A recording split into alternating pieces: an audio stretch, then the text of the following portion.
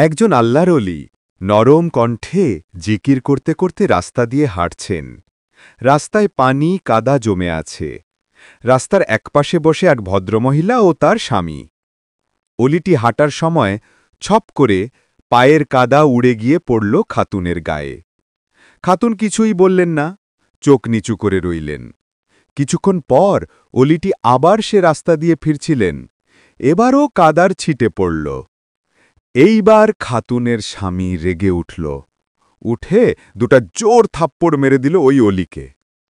অলিটি মাথা তুলে শুধু তাকালেন, কিছু বললেন না, নীরবে হাঁটতে থাকলেন।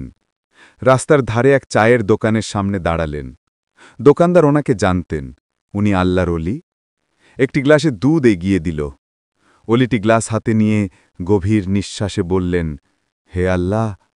কেউ দেয় এক গ্লাস দুধ, আবার কেউ বা দেয় গালে থাপ্পড়। এ কেমন তোমার অদ্ভুত পরিকল্পনা? হঠাৎ মহল্লার সবাই দৌড়ে এসে দাঁড়াল।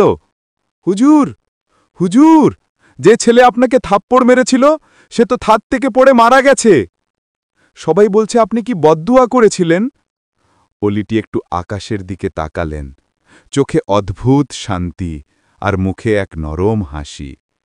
তারপর ধীরে ধীরে বললেন, মানুষের থাপ্পড় শুধু গালে লাগে, কিন্তু আল্লাহর বিচার সরাসরি তাকদীরে লাগে।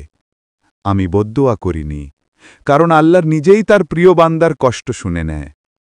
যে আমাকে মেরেছিল তার কর্মই তাকে ধরে ফেলেছে।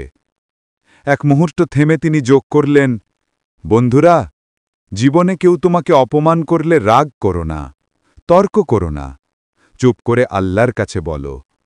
মানুষ ভুলে যায়, কিন্তু আল্লাহর দরবার কখনো ভুলে যায় না।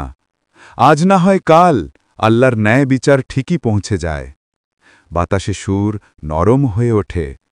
যে কষ্ট তুমি লুকাও, আল্লাহ সেটাই প্রথমে দেখেন।